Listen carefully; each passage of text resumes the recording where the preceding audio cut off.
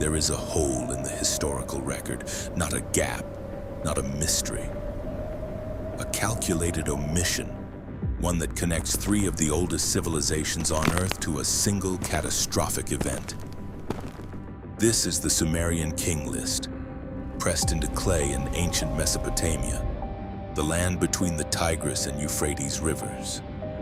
This document is not a story, it is not mythology, it is an administrative record. It lists the rulers of Sumer, one of the world's earliest civilizations, in strict order. Name, city, length of reign. 8 kings ruled before a specific line in the text. And those reign lengths, they're enormous. 28,000 years, 36,000 years. Numbers so large that scholars have spent generations debating what they mean. But here's what everyone agrees on. Ubara-Tutu, king of a city called Shurupak. That city has been excavated. Archaeologists have walked its streets. It sits in the dust of the plain near a site called Tel Farah. After his name, the list stops. Then the flood swept over? 4 words. The entire pre-flood record, 8 kings, tens of thousands of years, and it ends with 4 words.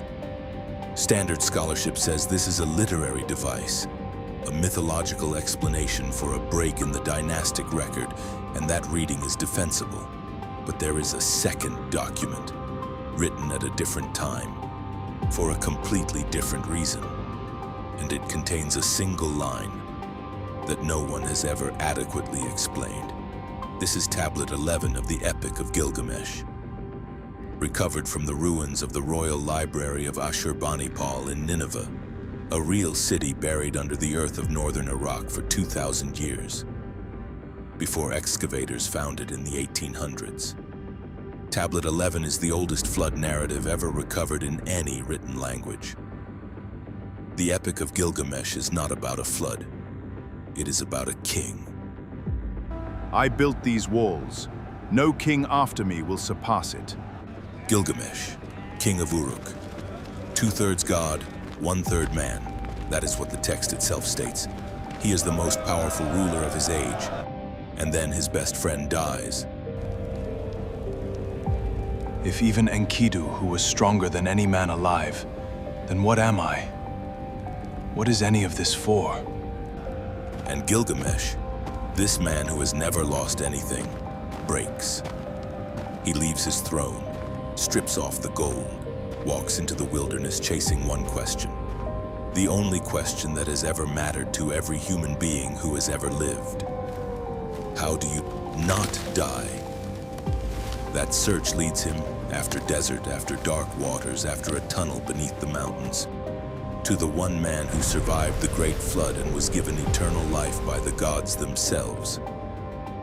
When Gilgamesh finds this man after the longest journey in ancient literature, the survivor introduces himself.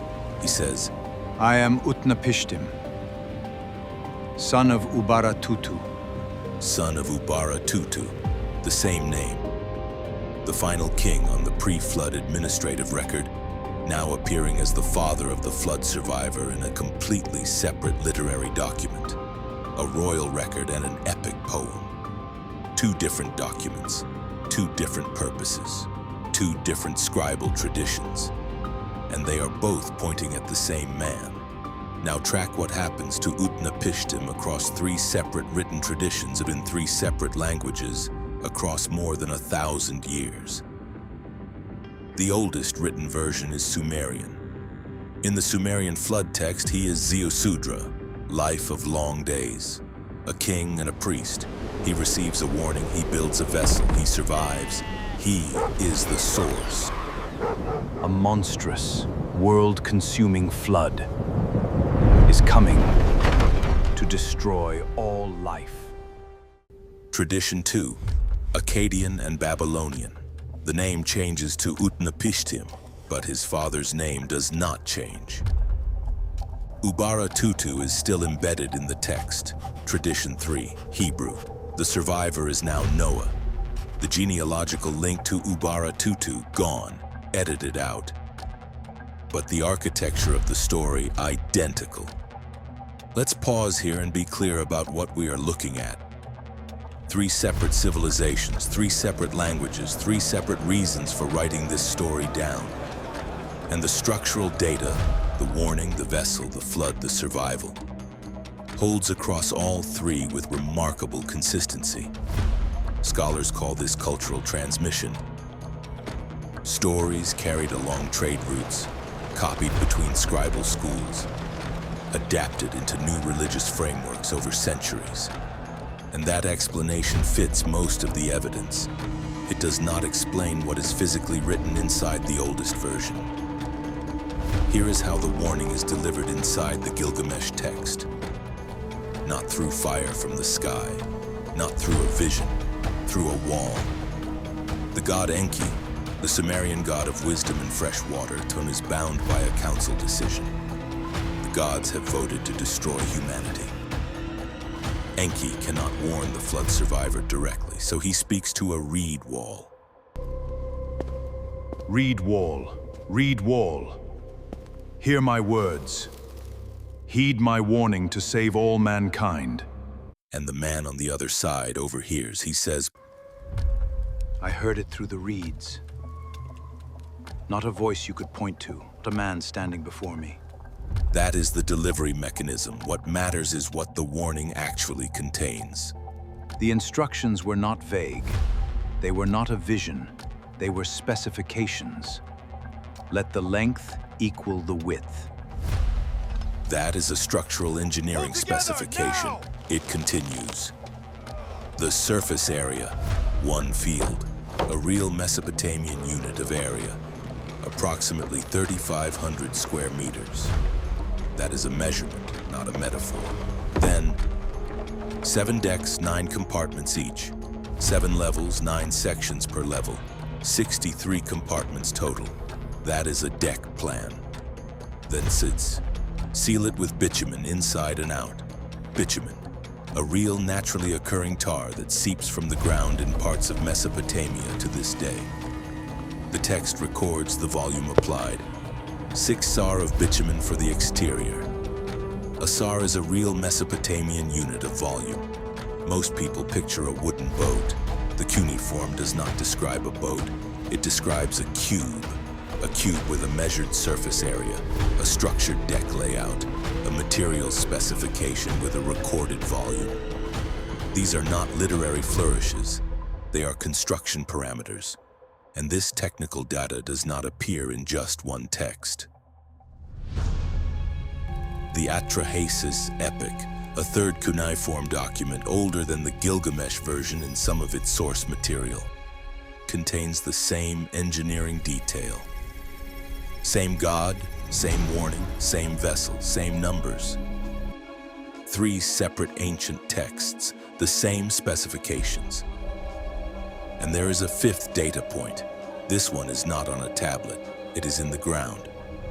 Excavations at Shurapak, Ubaratutu city, the city at the bottom of the king list, have recovered a genuine geological deposit of flood silt, a real sediment layer between 2 distinct periods of human occupation, severe enough to have wiped out most of the local population.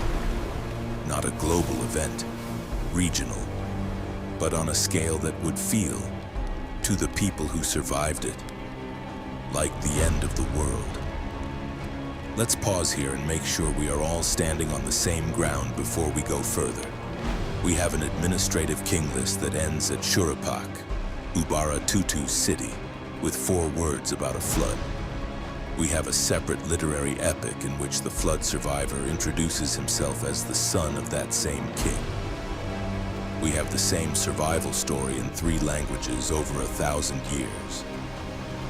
We have cubic engineering specifications in the oldest version. And we have a physical flood deposit in the earth. 5 independent data points, all pointing to the same place, the same family, the same event. I did not build that vessel from faith. I built it from instructions. Someone knew what was coming, knew exactly how much space we would need. I only followed what was given to me. Here is what we have established. No interpretation yet, just the record in order. Fact 1. The Sumerian king list is a real artifact. It names Ubaratutu as the final king of Shuruppak before the floodline. Fact 2. Tablet 11 of the Epic of Gilgamesh, a separate document, separate purpose, names the flood survivor as son of Ubaratutu, the same name, in the same genealogical position. Fact 3. The flood survivor appears under 3 different names in 3 separate languages: Sumerian, Akkadian, Hebrew. Fact 4. The cuneiform flood account contains specific construction data: cubic geometry, a measured surface area, a structured deck count, and a recorded volume of waterproofing material. Fact 5. A physical flood silt deposit has been excavated at Shuruppak, the city named on the king list, between 2 confirmed human occupation layers. 5 data points across archaeology, linguistics, geology, and literature, all converging on a single city, a single royal family, a single event. Standard scholarship gives us a clear framework for all of this. Cultural transmission, a real regional flood, catastrophic enough to feel like a world-ending event to the people who survived it, became the foundational trauma of Mesopotamian civilization. Scribes carried it forward.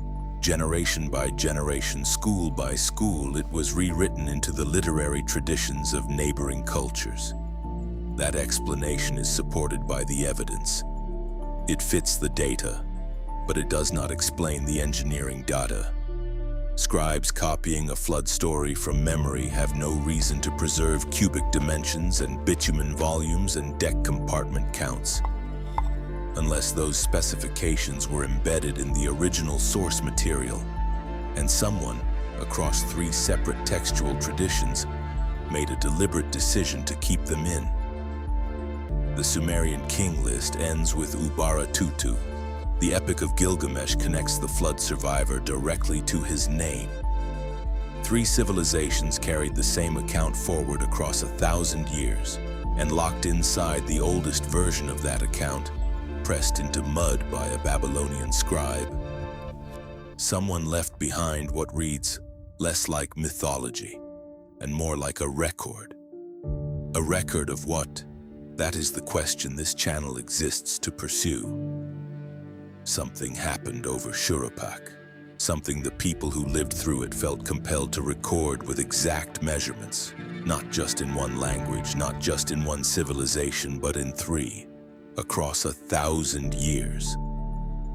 The tablets do not give us a final answer, but they were remarkably specific about what to preserve. So here is the question for the comments. If this was cultural transmission, stories passing from scribe to scribe over 1,000 years, why did every single version keep the engineering specifications?